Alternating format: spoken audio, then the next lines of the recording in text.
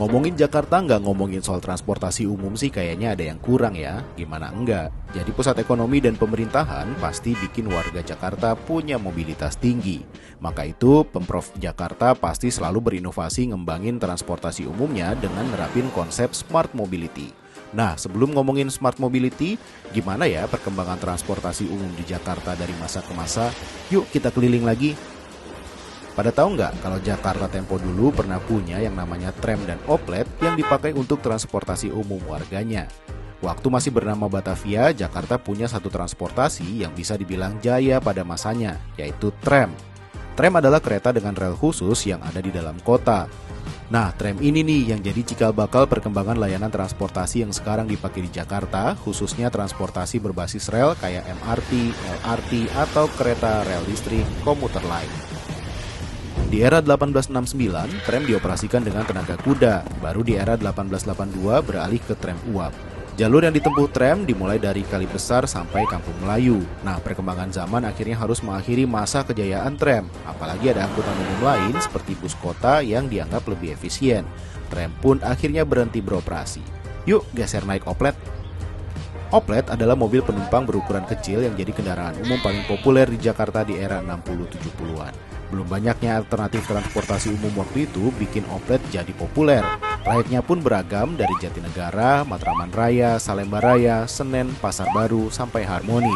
Bahkan terus ditambah dari Kampung Melayu Tanah Abang, Kota Tanjung Priok, sampai Tanah Abang Kebayoran Lama. Sayangnya, seiring berjalannya waktu, oplet di Jakarta makin uzur dan gak lagi berfungsi dengan baik. Maka itu di tahun 1979, Gubernur Jakarta waktu itu Cokro Pranolo mengganti oplet dengan mikrolet. Sistemnya sama aja sih sebenarnya, cuma armadanya baru dengan mesin yang lebih canggih. Nah, mikrolet ini juga makin hari makin mengalami kemunduran. Banyak penumpang yang gak nyaman naik mikrolet di tengah perubahan gaya hidup masyarakat, apalagi mulai masuk era transportasi online. Nah, Dinas Perhubungan Provinsi Jakarta pun berinovasi dengan mikrotrans atau bisa dibilang mikrolet masa kini. Salah satu perubahannya jelas ada AC-nya, meski belum di semua mikrotrans. Untuk memudahkan pengguna transportasi umum, Dishub Jakarta juga mengintegrasikan mikrotrans dengan Jaklingko yang berfungsi sebagai pengumpan Transjakarta. Mikrotrans ini gratis, tapi penumpang harus melakukan tap kartu uang elektronik waktu naik. Sekarang kita naik angkutan umum yang lebih besar, bus kota. Untuk moda transportasi umum berbasis bus, Jakarta pernah punya Metro Mini dan Kopaja. Sejarah dimulai waktu pemerintah memesan bus Robur dari Jerman untuk transportasi ASEAN Games 1962 dan Ganevo 1963. Kepemilikan bus Robur kemudian diambil alih pemerintah dan dikelola PT Metro Mini bersamaan dengan Kopaja di tahun 1976. Punya kapasitas angkut besar, Metro Mini dan Kopaja pun bisa dibilang jadi penguasa jalanan ibu kota di era 1990 sampai 2000-an. Perjalanan Metro Mini dan Kopaja pun tak lagi mulus usai banyak armadanya yang gak mengalami peremajaan. Sampai akhirnya banyak armada yang gak lagi nyaman dan layak pakai, sehingga hak operasi lebih dari 1.600 Metro Mini dicabut pada 2015, berlanjut ke seluruh Metro Mini dan Kopaja pada 2019. Transportasi berbasis bus yang diminati warga selepas suntik mati Metro Mini dan Kopaja berikutnya adalah Transjakarta.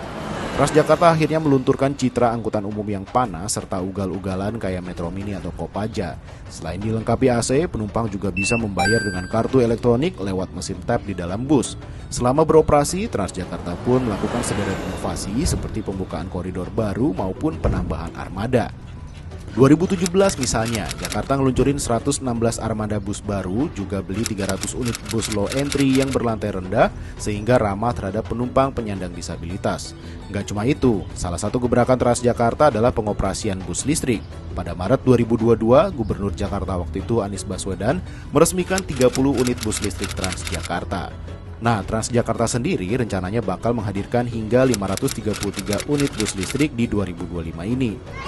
Dengan penambahan ini diharapkan Transjakarta bisa terus meningkatkan kualitas layanan dan mendukung upaya menuju transportasi yang lebih ramah lingkungan dan memicu pemangku kepentingan lainnya melakukan hal yang sama. Gimana? Menarik kan menjelajahi transportasi umum di Jakarta?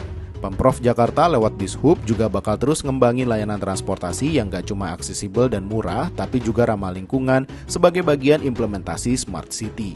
Yuk mulai sekarang dukung terus upaya pemerintah dengan naik transportasi umum kemana-mana, salah satunya ke Pekan Raya Jakarta.